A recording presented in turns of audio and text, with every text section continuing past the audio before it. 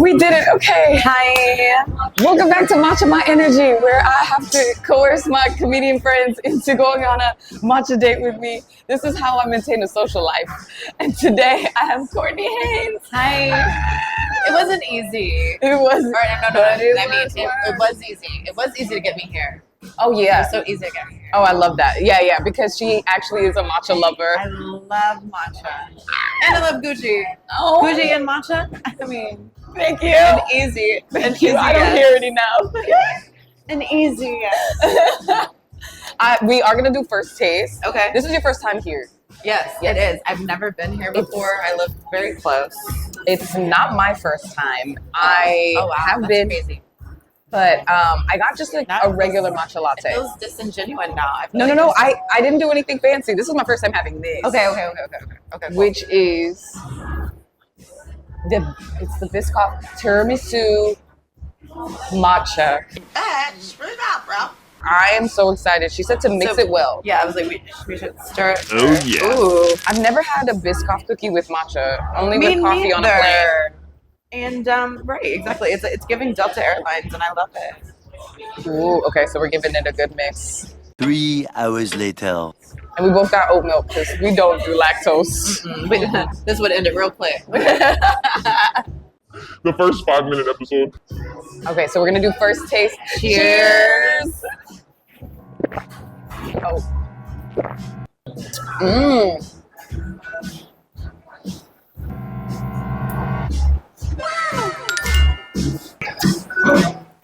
Oh, bitch. Try the cream top. Did you try the cream top? I do. Look at that. And there's cream on the cookie, bro. Huh? The cookie on the cream. Oh, you didn't waste no time. I did. Oh my gosh. Fire. That's really good, dog. It's gonna be hard. It's gonna be us all episode. Okay, so now you gotta do a little. You want to roll the shot? Look at the bitch. I'm so happy with this. Oh yeah. Would I get this again? Absolutely. Absolutely. And look, it's so cute.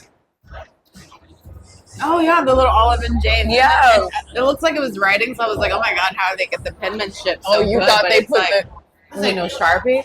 This was printed. Hell no. This is a genius marketing. I feel like I need to be full of life in this moment. It's true. It reminds you of your vacations, right? Yeah, like all the best. like go away with me. Go away with me is what this tastes like. To give your proper introduction, Yeah. Courtney is a hilarious stand-up comedian. She just came back from the road. Is that correct? Yeah, I've been doing a lot of stuff with my friends, which is cool. Yes. It's like you can say your friends are headlining and you get to like be a part of that journey. It's just amazing. That's so amazing. So, like, what have you experienced on the road that you're like, oh, okay, now this has made me a better comedian?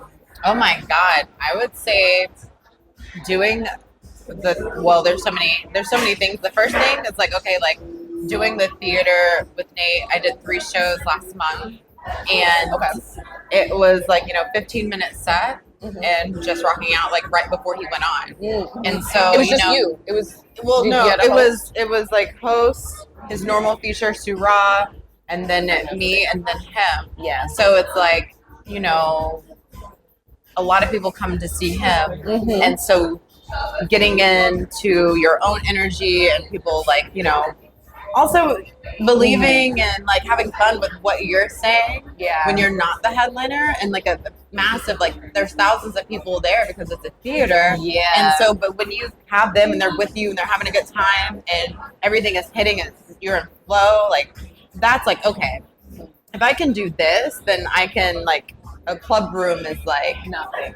Not nothing, But yes, not nothing, but it's easier, so much easier to like digest and kind of conquer, so to speak, because you're wielding energy as a comedian, right? Yeah, we are wielding the energy of a room and trying to capture people into our world. Yeah. So if you can pull 1,000, 2,000, 3,000 whatever people into your world, then it's like, I can pull 80 people, I can pull 5, I can pull 500, Yeah, so yeah. I think that was a great experience on the road. I've just learned so much. I have just really good mentors that have just taught me just how to be a feature on the road too.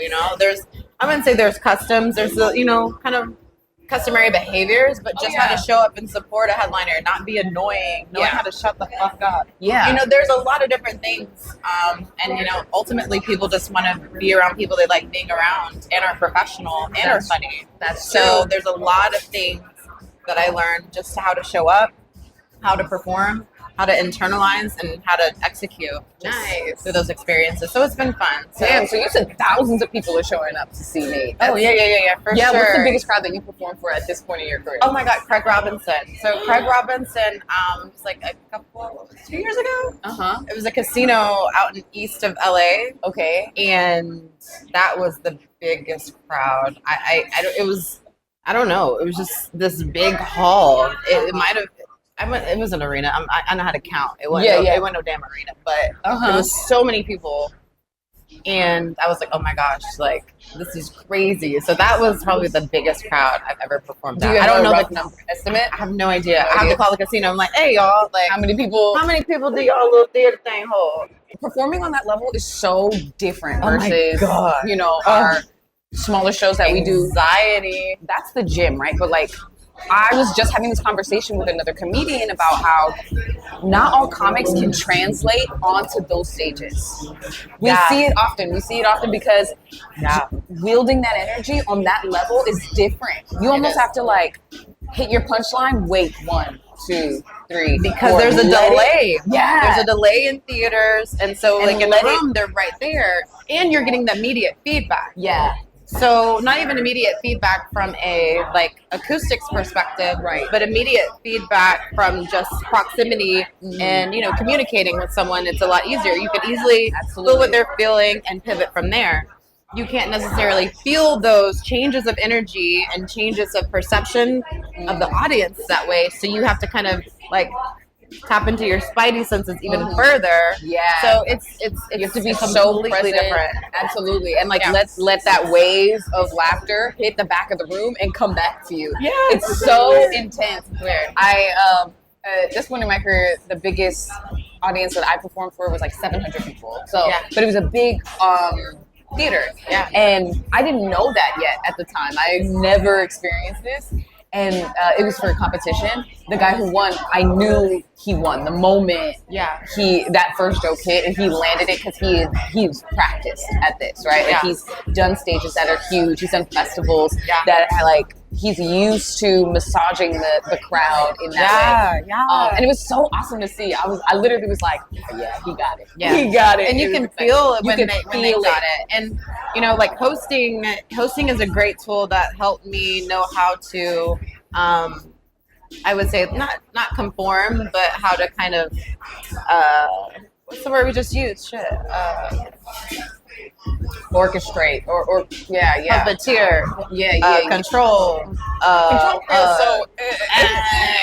wield, if you want to say the energy. So hosting helps with that. But you know, one of the things that you know, one of my like mentors and friends, BTs, taught me is how to you know, just I love doing crowd work and I love to jump in and talk what's going on and pull people back in. Right. You know, writing your material in a way that keeps people captivated and using that wit in your writing style to have those moments already baked into your set. So it's two different gears where you're trying to control energy with a, you know, straight, you know, 20-minute set versus controlling and keeping people engaged from a hosting perspective. Because sometimes you have to abandon your material, but then when you're doing your feature spot, you don't abandon your material, you know. So it's all a growing experience. I love it all. Yeah. It's all uncomfortable. It's all fun. I love it all. And these are the things that you really only learn by doing. Yeah. There's no like, I mean, there are people who talk about it, I feel like now more than ever, but you know, you would have never learned any of this information unless you were coming up under somebody, and you still have to do it. It's one of those things that it's you just can't conceptualize. You can't, and it's like a constant revolving door of trial and error, and it's a very uncomfortable experience. You know, just that, and especially being on stage, it's like, okay, like the less I sweat, I know the more comfortable I was. So like sometimes Really, like, the more I sweat, the more comfortable I am. What? I said the more I sweat, the more comfortable I am. really, because I'm you be like, working. oh yeah. I be working. but see, I be chill because like I'm like nervous sweat. I'll be like, yeah, so Yeah. single ladies, no. I'm like, no. Women be shopping. Women be shopping. Am I right? It's Am not I even- right? It's Am not I even your material. It's not. How long has your comedy career been? 9 years. 9. Oh, you're gonna hit a decade soon. I know. I am. I'm Oh my like, God. okay, like, Are you how excited? what do I have to show for it? Is it the same? Like, everybody's journey's different, but So it's like different. 10 years. Is that? Am I on mark from where I don't know. Yeah. But I'm excited. Where'd you start? Where are you from? Oklahoma. Oklahoma. Did you start in OKC Oklahoma? Thunder. Oh, that's why you did. want to go see the game. I did. Okay. But I That's did. fair. I started in Oklahoma. I'm a little doing- bitter the Knicks didn't make it. No. That's the We're pros. gonna avenge your death.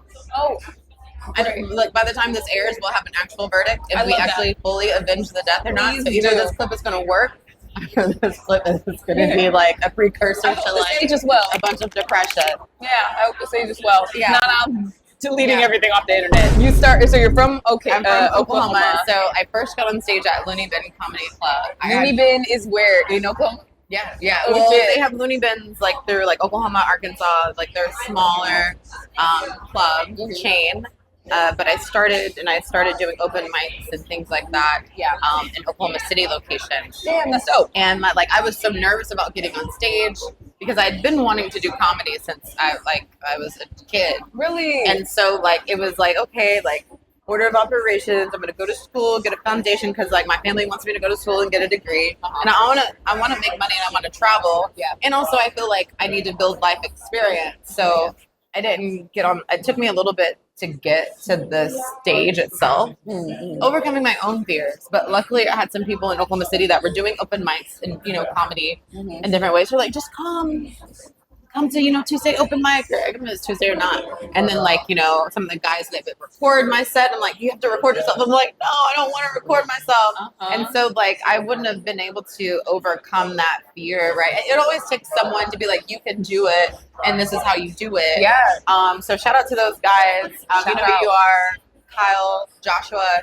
That really helped me get comfortable with taking the leap. And then once I felt that feeling of being on stage, I remember the first joke I told, it was trash. My first joke was about how women aren't supposed, there's this rule where women aren't supposed to use the same lingerie for the next guy. And I'm like, well, why wouldn't it? It doesn't matter what material it is. Polyester, stab. It was stupid. It was terrible. Anyway, but That's why you remember it. I say that I don't remember my first joke. I fully remember it, and I got it on film. You said what? I got it on film somewhere. Delete that footage. I ain't what? Whoever has it, they're gonna release it on your 10-year anniversary. I had on workout clothes. Remember where you started? Oh no. Cause I worked during the day and I worked out. Oh. Baby, I'm here. That you look at my. I don't know the song. Is this Justin Bieber right there from the Journals album? No, You're not Journals. clocking. You're not clocking that he's standing on business. Yeah. You're not clocking that he's business on clocks. Yeah, he is. On clocks. On clock. No, it's not the Journals album. I can't remember what it was, but it was right here. It was featuring Drake. He's about to come in and. Anyway. This sounds like a Drake. That's what I thought initially. Add this to your playlist. I'm gonna have to now. And this isn't even not the hugest believer. Me neither.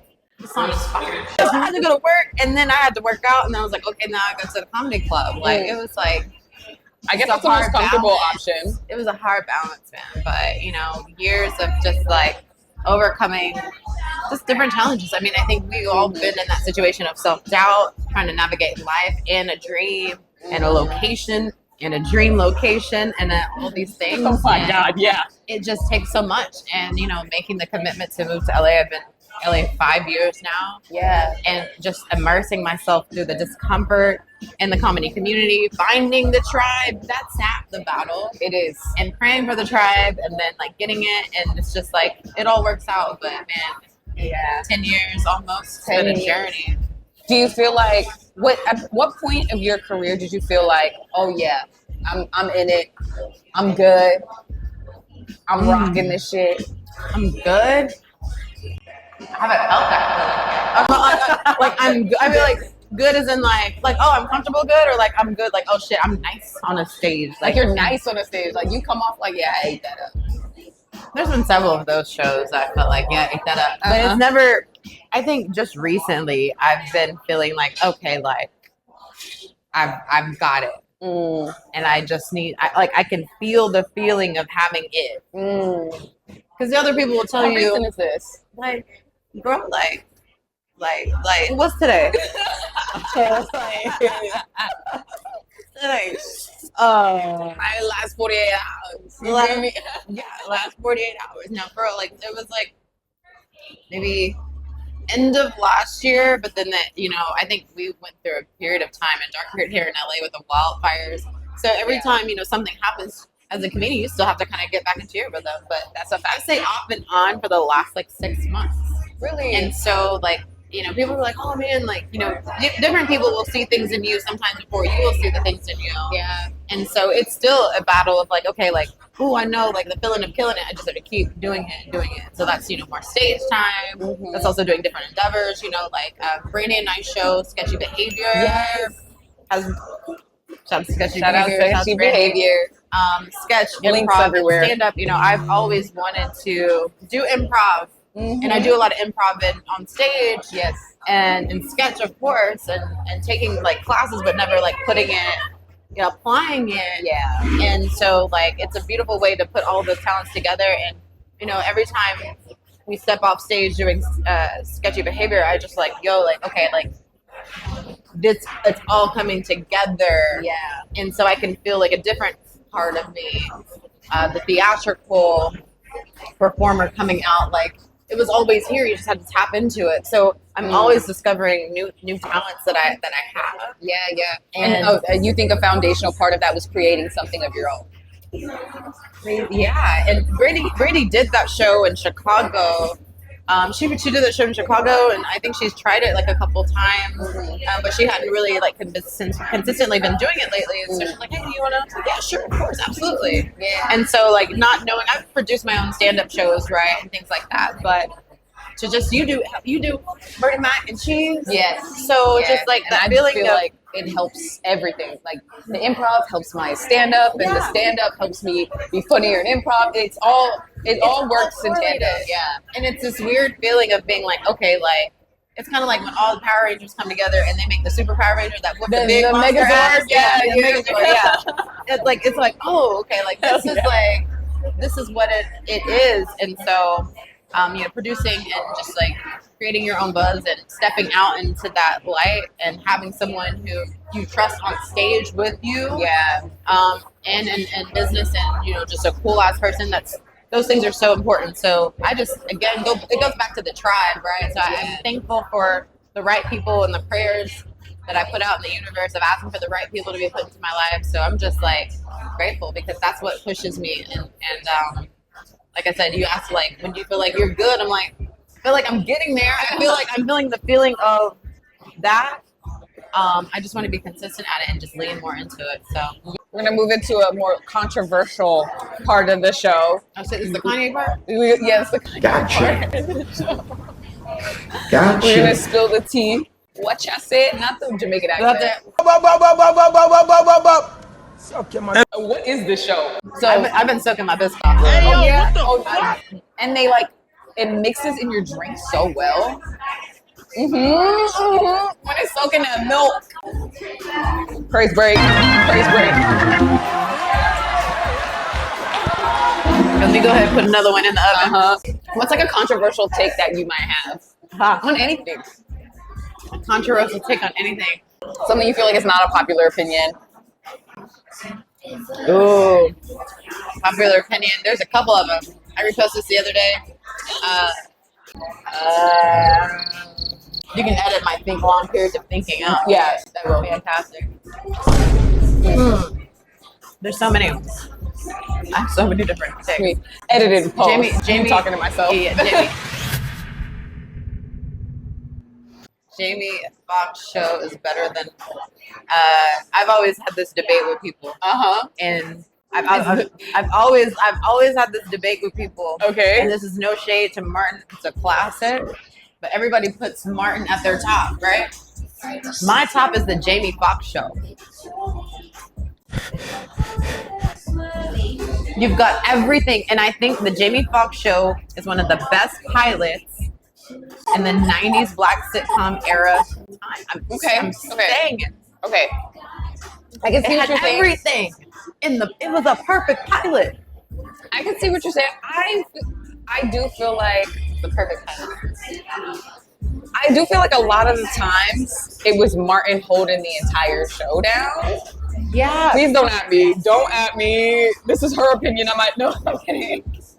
But I love Martin. I love Martin. I think Martin's level of commitment and his character acting is so phenomenal. It Like is. I use him as an example when I'm talking to my improv classes and letting them know, like, hey, these are some real good examples of somebody who commits, who has game naturally in their characters, and they're just fleshed out so fucking funny. Yeah. Right? Yeah. Jamie Foxx is just also like just a crazy well-rounded talent, and like he's figured out how to do all of that in, Really, really well. yeah, in a single show. And that's why Martin's hairline was better. What? Okay. So let's first put the disclaimer that these are two very talented shows. We're not pitting them against each other. We are not putting them against each other No. or comparing our brothers by any means. This is just because debate. It's debatable. It's the thing about we're talking about the well-roundedness of the Jamie Foxx show, Yes. right? You've got so many different layers, right? You've got the family dynamic, right, of a nephew being somewhat kind of looked after and raised by aunts and uncles, right? You know, Right. I can't remember what happened to Jamie's mom in the series, but you kind of see that overlapping dynamic of one, you've got a black family business in That's LA right. with black staff, which is great, and you've got every type of person there. I'm not saying that the Martin show didn't have that. Martin, again, this is not to pin a Martin show. Fantastic, but you saw black entrepreneurship. Yes. You saw high education. You saw, the down to earthness though of Jamie's character coming in with the dream, right? So trying to fit into the status quo, right, of kind of having a job, but then also in pursuit of his dream. Yeah. And so then you've got that family support, and then you've got, okay, I'm not gonna say they didn't believe in him, they loved him so much, but then it wasn't until when he started playing, remember they had that benefit. It was a pilot, they had like a benefit or some fundraiser or something like that. And he sang. I think that was it. Anyway, and they're like, oh my God, like, Oh, he's actually. and then you Yeah, see his talent. So like the pilot was so well rounded because you got, and it's what a pilot should be. It's a perfect example of how you engage an audience, bring them into the journey that was Jamie King, and you're just sold because you're like, you know what, this man is talented. I want him to win. Yeah. I also love. He's not winning right now. He's not winning right now, but we want him to win. Yeah. We also want him to get the girl, and we want to see all of these different dynamics unfold with these different characters. Yeah. And then you got the later singers, Jingle 2000. I wanted to work at Jingle 2000. Oh, I literally wanted to work at Jingles 2000. I would make up my own jingles about different Did stuff. you really? Like toilet paper around the house. Mom would be like, shut up, bitch, booty. Like, but the toilet paper is the booty scraper. Like, just random stuff like that. Is that your own? I just made that up right now. You literally need to put that. Get in the stew immediately. Toilet paper is the booty scraper. Toilet paper. Toilet paper. Let's roll out. Hey, whether you under or you over, roll out the tissue and it's over your body. You don't even have to take a bath. What? Yeah, you do. You should. You should still take one. Hey, say hey or get a bidet. I love a nigga that can do improv, bro. Okay, all right. Controversial take. Let us know what There's y'all so many think. other controversial takes. Okay. Oh yeah. Wait, on that alone? No, that's one. Okay. Let's get one more. Just for shits and giggles. Just for. Just for funsies. This is gonna cause a lot of like discord. Is it polarizing? Yeah. It's You ready? it gets the people going. I'm ready. I'm bracing myself. Sweet grits are better than savory. I had a sweet grit one time. I can't agree with you there. I can't agree. I like savory too. They're just inferior. I can't agree. That I don't know, that texture and sweetness just does not belong. I grew up on malto meal though, and rice and like butter and sugar. I grew up on country stuff like That's- butter and sugar rice. Yeah. Just butter and salt is fine. It's good with some cheese or some nice like Yeah, I can do cheese grits, but it's not something I can do all the time. It's better than savory. Oh, a sweet grit is spiritual. Is it? That's like Who's spirit? Big Mama spirit and soul food. Like it is. It's what hugs you and keeps the family together. I don't have grits I don't keeps have the a family together. in my mind. I don't have a family of my own like that. But when I bite into a sweet grit, I feel like I'm Big Mama at the table on Sunday dinner and soul food. And it's like, Big Mama, you on? And I'm like, Why is there sweet grits at the dinner table? there's not. But in my mind, it's that cohesion of all the ancestors. Like it's just when you bite into a sweet grit, you feel love, you feel warmth, you feel all those things. Confusion. No, you're not confused. Yeah. I just feel like grits I don't know, grits go good with like shrimp, chicken, catfish. But I agree on the savory side. Okay. That's cool, but I have other things I can go with that on the savory side. Like I like to mix. I like to mix like savory and sweet together. So chicken and waffles. Like okay, so this is some fat stuff. I'm vegan, but before I was vegan, Lucille's in Houston has my favorite brunch pairing. Okay, Really, I'm not gonna lie to you. At first, I was like, Lucille's is a gym. Lucille's is the name of BB King's guitar. Anyway, that is country. Anyway, Okay, Lucille's got food in Texas. Yeah. Noted. but you take if they have a croissant French toast, and then you take instead of getting the chicken wings with it, you ask them for a fried catfish with and then you have hot sauce and the syrup on it. It's fire. That's fair. Okay. Oh, my cookies are done. Sweet grits versus savory grits. Cookies are done. Courtney, thank you so much for sharing a little bit of your journey, giving game, because there's a world out there who doesn't understand what we do. And there's somebody who can benefit from this information. Yeah. Me. Thank you for coming on Matcha My Energy. Check her out on all the socials. Show dates, Sketchy Behavior is a monthly show at the Improv. It's a bi-monthly show. We do Bi-monthly show at the Lyric Hyperion. I knew that. It's the same thing. I knew that. It's not even close. Mind you, that's an hour apart during some parts of the day. I'm always going to support Black women. So I'm like, yeah, girl. My business won't get you to heaven. Big Gucci get big bank. Pussy water like I kicked over the fish tank. What I would have liked to see was a little bit more of the and maybe fusion of a coffee element here to really tear up the masu. And because right now like I'm missing the masu, and now I'm just drinking a fire matcha.